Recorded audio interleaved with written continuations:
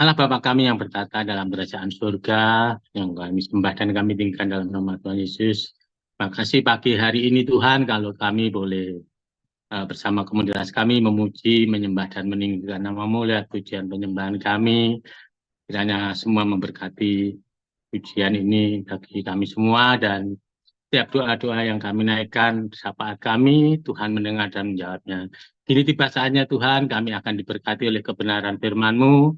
Kami menyerahkan hamba-Mu, Pastor Paul, sebagai gembala kami yang akan menyampaikan ke semua, sehingga rema itu akan menghasilkan buah yang matang bagi kami, dan kami diubahkan karakter kami semakin serupa dengan Tuhan. Terima kasih, berkati semua yang hadir pagi ini lewat Zoom maupun YouTube, dan yang menonton tayangan ulang semua diberkati oleh firman-Mu. Dalam nama Tuhan Yesus, kami siap mendengarkan firman-Mu.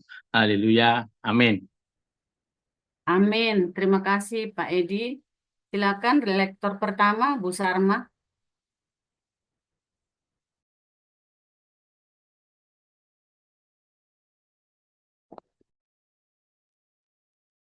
Mikrofonnya Bu dibuka Bu.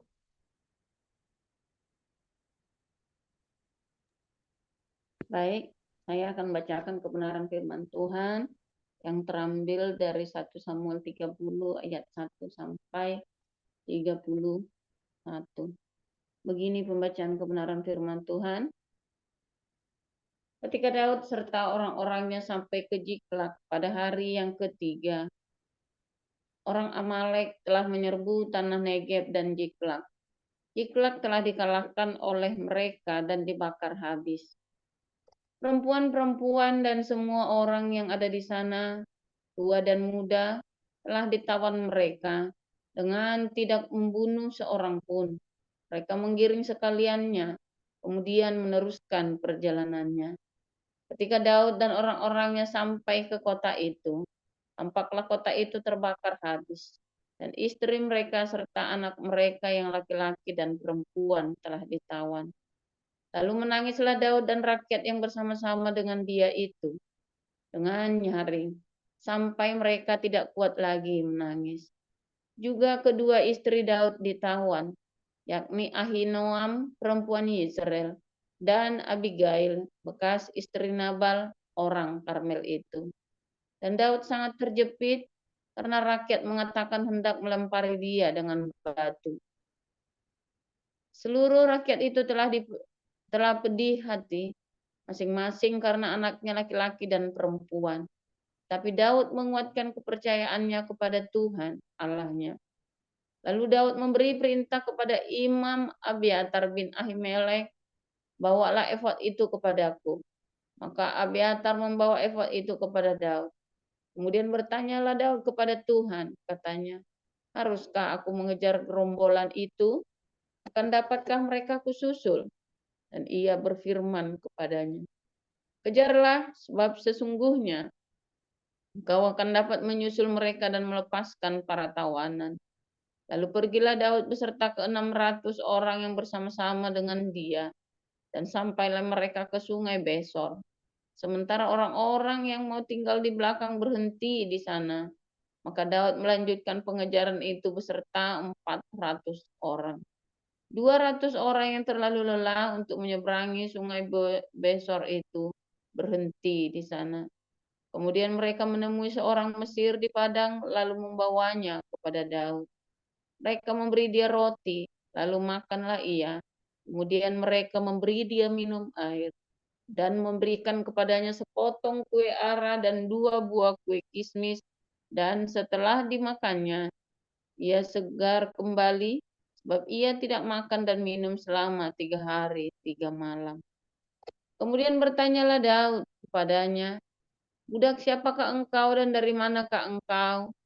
Jawabnya, aku ini seorang pemuda Mesir, budak kepunyaan seorang Amalek. Tuanku meninggalkan aku, karena 3 hari yang lalu aku jatuh sakit. Kami telah menyerbu tanah Negeb orang Kreti dan daerah Yehuda dan tanah Negeb Kaleb. Dan Ziklag telah kami bakar habis.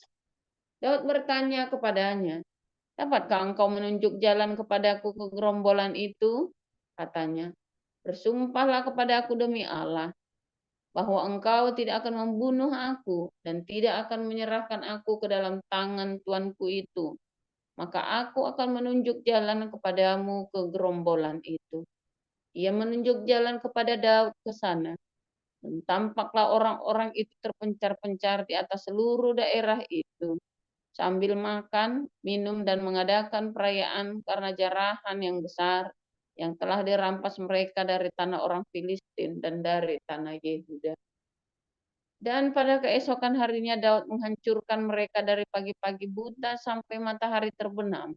Tidak ada seorang pun dari mereka yang lolos, kecuali 400 orang muda yang melarikan diri dengan menunggang unta. Daud melepaskan semua apa yang dirampas oleh orang Amalek itu, juga kedua istrinya dapat dilepaskan Daud. Tidak ada yang hilang pada mereka, dari hal yang kecil sampai hal yang besar, sampai anak laki-laki dan anak perempuan, dan dari jarahan sampai segala sesuatu yang telah dirampas mereka.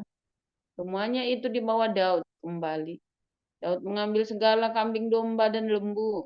Semuanya itu digiring mereka di hadapannya, serta berkata, inilah jarahan Daud. Ketika Daud sampai kepada ke-200 orang yang telah terlalu lelah untuk mengikuti Daud, yang telah dibiarkannya tinggal di dekat sungai Besor, maka keluarlah orang-orang ini menyongsong Daud dan menyongsong rakyat yang bersama-sama dengan dia. Daud mendekati orang-orang itu dan memberi salam kepada mereka.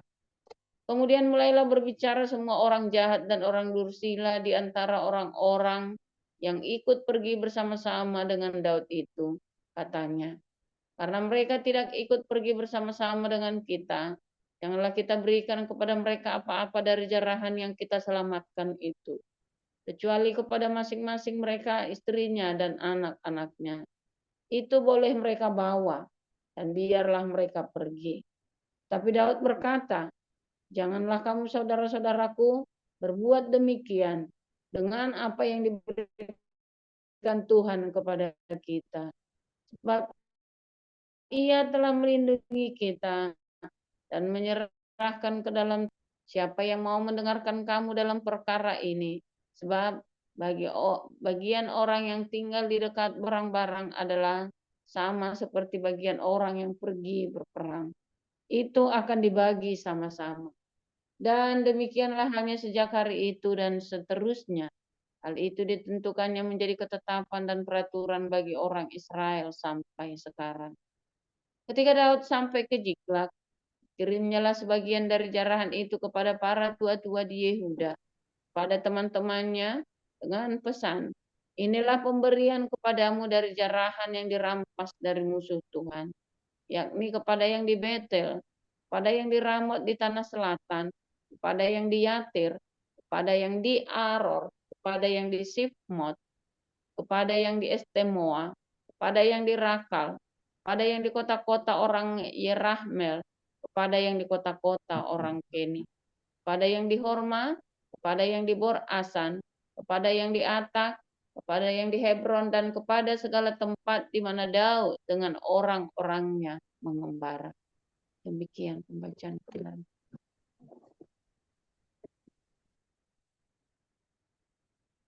Firman Tuhan diambil dari 1 Timotius 5 ayat 1 sampai dengan 25. Demikian firman Tuhan.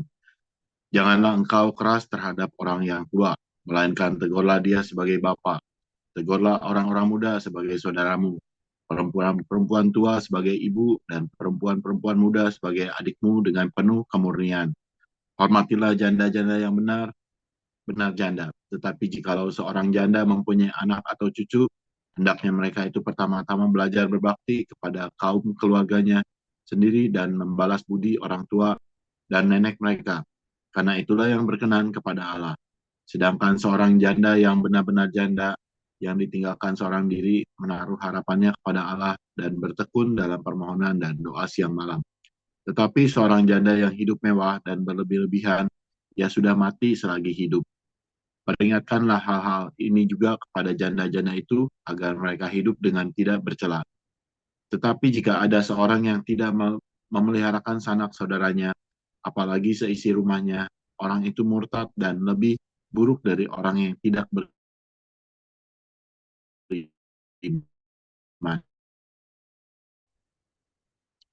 yang didaftarkan sebagai yang hanya satu kali bersuami, dan yang terbukti telah melakukan pekerjaan yang baik seperti mengasuh anak, memberi tumpangan, membasuh kaki saudara-saudara seiman, menolong orang yang hidup dalam kesesakan, pendeknya mereka yang telah menggunakan segala kesempatan untuk berbuat baik. Tolaklah pendaftaran janda-janda yang lebih muda, karena apabila mereka sekali digairahkan oleh kebirahian yang menceraikan mereka dari Kristus, mereka itu ingin kawin. Dan dengan memungkiri kesetiaan mereka yang semula kepadanya, mereka mendatangkan hukuman atas dirinya. Lagi pula dengan keluar masuk rumah orang, mereka membiasakan diri bermalas-malas, dan bukan hanya bermalas-malas saja, tetapi juga meleter dan mencampuri soal orang lain dan mengatakan hal-hal tidak pantas. Karena itu, aku mau supaya janda-janda yang muda kawin lagi, beroleh anak, memimpin rumah tangganya, dan jangan memberi alasan kepada lawan untuk memburuk-burukan nama kita. Karena beberapa janda telah tersesat mengikut iblis.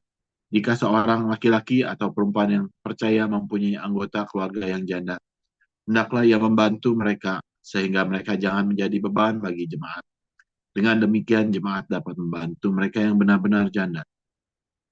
Penatua-penatua yang baik, pimpinnya patut dihormati 2 kali lipat, terutama mereka yang dengan jeripayah berkhotbah dan mengajar. Bukankah kitab suci berkata, janganlah engkau memberangus mulut lembu yang sedang mengirik, dan lagi seorang pekerja patut mendapat upahnya. Janganlah engkau menerima tuduhan atas seorang penatua, kecuali kalau didukung 2 atau 3 orang saksi. Mereka yang berbuat dosa, hendaklah kau tegur di depan semua orang, agar yang lain itu pun takut. Di hadapan Allah dan Kristus Yesus dan malaikat-malaikat pilihannya, kupesankan dengan sungguh kepadamu, camkanlah petunjuk ini tanpa prasangka dan bertindaklah dalam segala sesuatu tanpa memihak. Janganlah engkau terburu-buru menumpahkan tangan atas seorang, dan janganlah terbawa-bawa ke dalam dosa orang lain. Jagalah kemuliaan dirimu. Janganlah lagi minum air saja, melainkan tambahkanlah anggur sedikit, berhubung pencernaanmu terganggu dan tubuhmu sering lemah. Dosa beberapa orang mencolok seakan-akan mendahului mereka ke pengadilan, tetapi dosa beberapa orang lagi baru menjadi nyata kemudian. Demikian pun perbuatan baik itu segera nyata, dan kalau tidak demikian, ia tidak dapat terus tinggal tersembunyi. Demikian firman Tuhan. Terima kasih para lektor, terima kasih pada Bu Sarma dan Pak Ali Mulyo. Selanjutnya kita akan mendengarkan renungan pada pagi hari ini yang dibawakan oleh Dr. Joseph Paul Jang dengan judul, tadi judulnya lupa. Silakan Pastor, judulnya Maling Kundang. Maling Silakan Pastor. Kundang. Maling Kundang. Sorry Pastor. Ya, saya udah di zoom out ya. Udah di spotlight ya. Oke. Sudah Pak, sudah Pastor. Ya, Silakan. saya baru pulang nganter ini ya, Pastor Daniel ya. Tadi di rumah kita kumpul. Nggak sengaja, nggak janjian semua ya.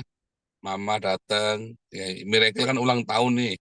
28 kemarin hari Kamis. Kita nggak sempat ngerayain. Kita sibuk pontang-panting, dah karu-karuan. Waduh, saya sampai merasa bersalah sekali. Karena di Belanda itu umur 16 tahun itu kayak di Indonesia Sweet 17 tuh. Jadi kita pontang-panting, tak karu-karuan, kita nggak sempat belikan hadiah, kita nggak sempat siapin segala macam, karena kita ngurus tanggal 29, tanggal 30, saudara ya. Ada acara besar juga ya, dan itu kita undang banyak, cukup sukses acaranya ya.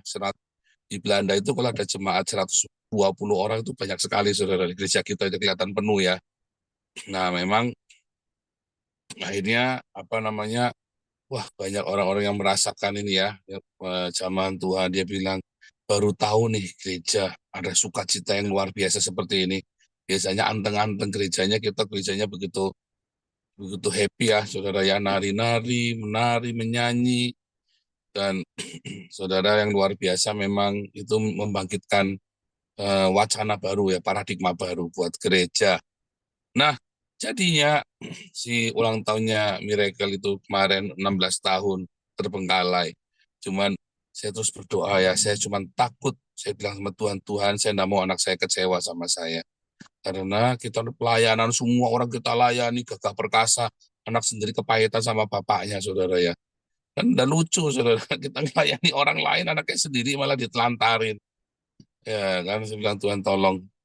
Terus kurang berapa hari sebelum ulang tahun, kita langsung ngomong ya. Saya bilang sama Miracle, aduh ini kita ini ada acara. Ternyata dia juga sibuk, saudara ya. Dia juga ada beberapa acara yang dia sangat sibuk. Jadi kita bikin deal, ya saudara ya. Bikin deal hari Minggu kita makan bersama, ya. Nanti malam kita makan sama-sama ya. Kita makan sama, terus hari Senin nggak sengaja, Pastor Daniel datang, saudara ya. Kebetulan beliau hari ini kosong. Nah, kebetulan ada mama juga datang ya dari Indonesia.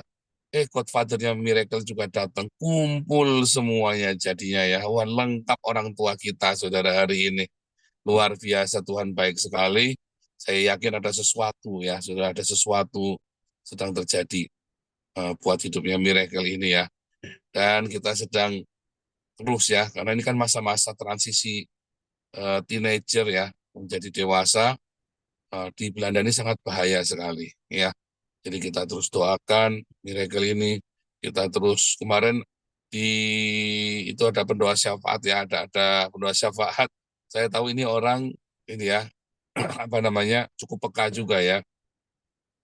Jadi dia penuh buat Miracle ya, bagus sekali penuh buat, luar biasa ya. Dan kita apa sih pesannya, saudara? Saya selalu berdoa sama Tuhan ya. Saya nggak mau anak saya sebentar ya. Ini tolong di-admit, saudara.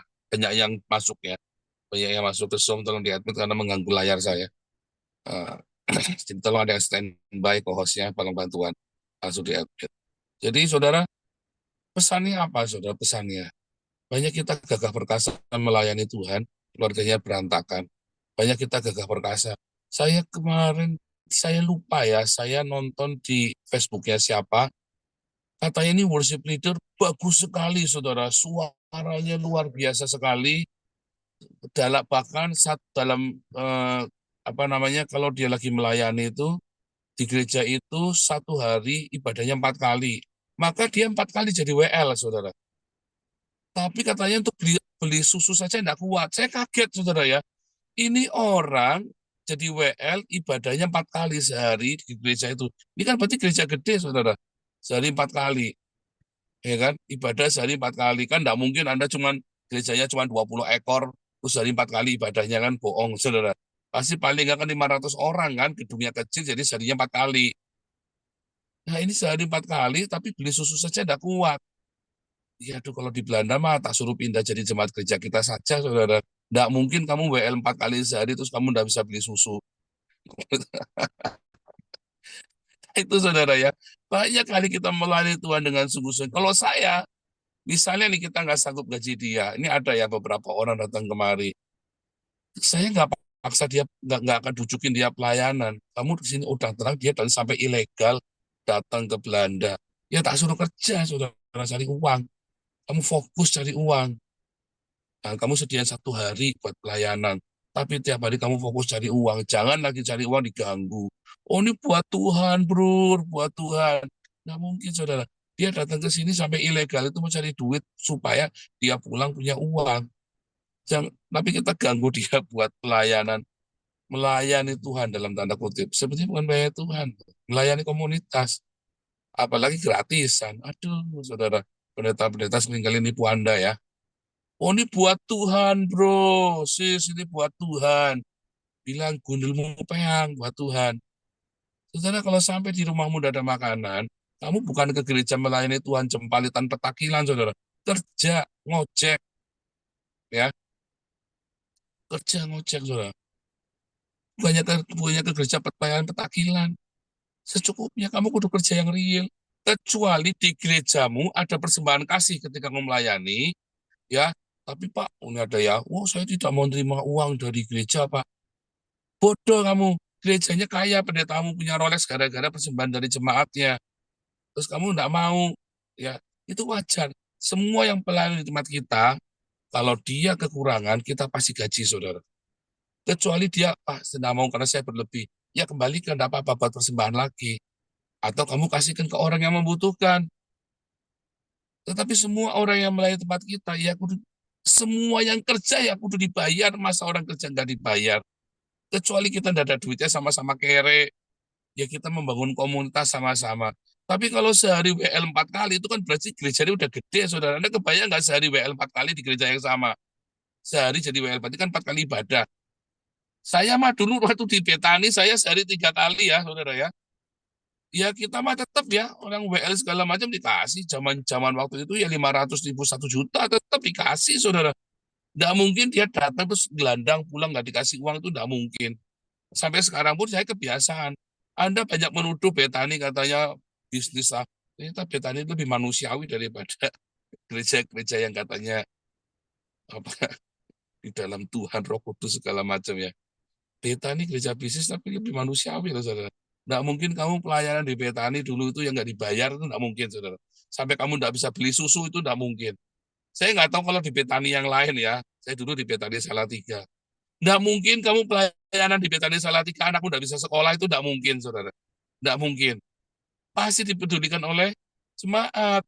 Kalau sampai tidak dipedulikan, berarti itu gereja itu kurang ajar minta ampun itu, saudara, pengurusnya atau ownernya. Berarti kurang ajar. Ya, kita mah semua jadi tetap normal. Diakin kita damaris, semua dibayar dengan layak. Makanya kita tuntut.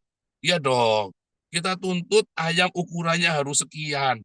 Nggak boleh kotor, nggak boleh sampai ada bulunya.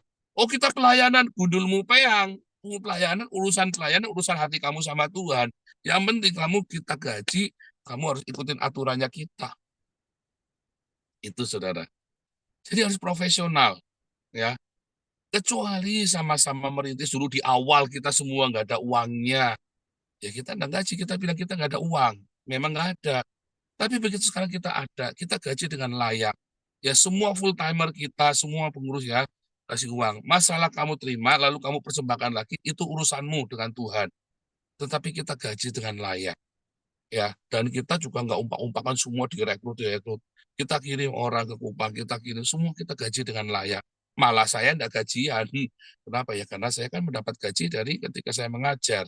Ya kan, saya ada di Bible College, ada ikut kelas evangelis, apologetik, ya uang saya dari situ. Dari buku yang Anda beli, uang saya dari situ, saudara. Ya kan? Jadi, kita justru membangun komunitas ini ya dengan profesional. Jangan memberangus lembu yang mengirik. Karena ketika kita melayani, kita punya keluarga yang kita tinggalkan. Sehingga saya tidak mengeluh. Ketika ada orang yang nggak ada uangnya, saya tahu. Ya jangan kita pasak. Berapa ongkosmu? Tak bayarin. Bukan sok-sokan. Karena ada uangnya, saudara. Dan itu adalah untuk kesejahteraan. Jadi ketika ada kolektor, ada donasi masuk, itu bukan buat saya beli Rolex Diamond itu yang harga 4 miliar itu. Pak Iman tidak percaya ada Rolex 4 miliar sih. Iman sudah tak kirim gambarnya. Pak Iman tidak percaya. Paling cuma 500 juta, ini ada 4 miliar tak kirim kemarin. Ada 4 miliar ya, pendeta. Uang itu bukan untuk saya, untuk memperkaya saya, tapi harus dari jemaat, diberikan kepada Tuhan, lalu manajemen gereja mengelola untuk kesejahteraan jemaat. Itu yang benar, saudara ya. Itu yang benar. Makanya perpuluhan itu bukan buat pendeta, itu salah ya. Gereja-gereja yang berkata bahwa perpuluhan buat pendeta itu gereja sesat, saudara ya. Perpuluhan itu untuk kesejahteraan jemaat. Ya. Supaya jangan ada jemaat sampai tidak bisa bayar kontrakan rumah, diusir bolak-balik. Supaya jangan sampai ada jemaat anaknya putus sekolah, sepatunya bolong. Jangan sepatu yang udah bolong ya, maksudnya sepatunya rusak gitu ya. Jangan sampai terjadi seperti itu. Nah makanya saudara, ketika kita melayani, kita bersama-sama di sini, kalau kita ngasih uang bukan karena kita sok-sokan, tetapi ketika kita memberi, berarti Anda dan saya kudu kerja yang benar profesional, saudara. Makanya Bu Lianti, Bu Mantu ngamuk-ngamuk kalau ayamnya sampai ada bulunya disajikan kepada orang. Anda jangan tersinggung. Anda tersinggung sekali, dua kali, yang ketiga kali di stop, saudara. Ya Bu Erna yang pusing ya. Pusing. Karena kalau ada apa-apa, kita dulu ingat nggak kita difitnah itu ya. Ini nasinya basi. Bentar, ininya apa? Ternyata bukan punya kita, punya orang lain, saudara ya. Karena punya kita ada ciri-cirinya. Itulah gunanya ada ciri-cirinya, ada SOP semuanya ya. Ada standar operasional prosedurnya, supaya jangan difitnah. Nah, itulah satu, kita ya, kita harus pedulikan keluarga kita. Kalau Anda melayani Tuhan, ya, sementara keluargamu terbengkalai, kamu lebih buruk dari yang murtad. Ya kan, Daud ya gagak perkasa ke sana kemari, ternyata kandangnya sendiri dihabisin orang. Jangan sampai kamu pelayanan keluar, istrimu digondol orang. Jangan sampai kamu pelayanan keluar, anakmu digondol sama om-om, sugar daddy. Aduh, kamunya di rumahnya galaknya minta ampun, anak disuruh doa pagi, doa siang, doa malam, tanpa kamu memberikan kasih sayang dan waktu yang cukup, bahkan uangnya tidak cukup. Kamu pelayanan, saya sering cerita ya, saudara, saya pun pernah punya kerabat saya ini pelayanan pagi, siang, malam, Senin sampai Minggu, saudara. Sementara anaknya kaliren, anaknya tidak karu-karuan semuanya. Akhirnya nggak respect anak-anaknya, istrinya nggak respect, kita semua nggak respect sama dia. Waktu dia khotbah ganteng, pakai dasi, saudara. Tapi kere, saudara. Orang nggak respect. Tetapi ketika, ya, tapi sebaliknya juga sama, ya, saudara, ya. Kalau dia, ya, sama kita melayani, duit terus maunya, ya orang juga nggak respect. Di satu pihak dia melayani terus, tetapi keluarganya kaliren. Keluarganya nggak respect. Tapi kalau kamu melayani, kamu beragas uang, melayani karena uang, nah itu juga nggak benar. Iya kan? Makanya coba dengarkan. Setiap kita ada rembun-rembun pagi, koinonia, kamu dengarkan, ikutin saudara semua. Supaya kamu ngerti, jadi keseimbangannya di mana? Aku melayani, keluargaku harus cukup. Kalau enggak cukup, aku kerja di luar. Kecuali tiba-tiba dari yayasan bilang, kita lagi butuh orang buat ini. Waktu Anda masuk, ya kita lihat, kamu itu statusnya mau menyumbang atau kamu memang kita memang butuh tenaga kerja. Kalau dia kurang kita bayar, saudara. Nah, masalah kamu ternyata berlebih, uangmu kamu kembalikan ke yayasan, itu urusanmu. Tetapi yang penting kita harus membayar. Ya, harus membayar sesuai dengan yang dibutuhkan. Ya, harus. Marcel kita jantur, wah, pelayanan dari pagi siang malam, semua ya Marcel, semua dipanggil Marcel. Ya, ya kita harus memberi, seorang pekerja ya harus dibayar. Kalau enggak dia mau kawin pakai apa? Pakai daun kainnya, kawinnya, saudara. Enggak mungkin, ya kan? Kita ngirim orang Upang Oscar kemarin ya, ini kita lagi training si Oscar ya. Ya kita harus bayar, saudara. Kalau enggak bayar, anaknya istrinya baru menikah bayar pakai daun. Nah, itu mesti benar. Ya, saudara. Jadi harus ada keseimbangan. Tuhan mengajarkan kepada kita keseimbangan yang benar. Orang yang bekerja, jangan kita berangus. Jangan pelit. Ya, kita harus gaji dengan layak, selayak. Oh, ini kan pelayanan dulu ya. Oh, dulu kita punya sopir, mau digaji 2 juta. Sopir kerja dari jam 9 pagi sampai jam 12 malam. Sebulan mau digaji 2 juta. Saya bilang, wah, kita nggak lebih buruk daripada ini ya. Jangan begitu, nggak mau saya bilang. Gaji yang normal. Ya, gaji normal. Kita gaji dengan normal, saudara ya. Gaji di bawah UMR, kita mintanya macam-macam. Istilahnya Pak Topik itu selawe jaluk selamat. Jangan, saudara. Kita gaji orang sepantasnya. Bahkan di yayasan kita pun kita gaji sepantasnya. Tetapi di satu pihak, jangan gerakas uang. Karena kerja sepantasnya, gaji sepantasnya, selebihnya Tuhan yang akan peliharakan hidup kita. Jangan takut. Ya, itulah aturan-aturan di dalam melayani Tuhan. Di satu pihak ketika Anda melayani, sementara keluargamu masih kopol-kopol duitnya, ya jangan sampai kamu fokus cari uang buat keluarga. Sisakan 1 hari seminggu untuk melayani komunitas. Melayani Tuhan, Pak. Melayani Tuhan itu ketika di komunitas kamu gesekan, nah responmu itulah melayani Tuhan. Ya, saya melayani Tuhan, Pak, tapi masih ngamukan, mutungan, tersinggungan. Kamu tidak melayani Tuhan. Kamu sedang melayani egomu sendiri. Jangan dicampur aduk. Nanti diputar ulang. Kalau nggak ngerti, masuk di dalam kelas-kelas atau hari minggu nanya. Tuhan Yesus memberkati.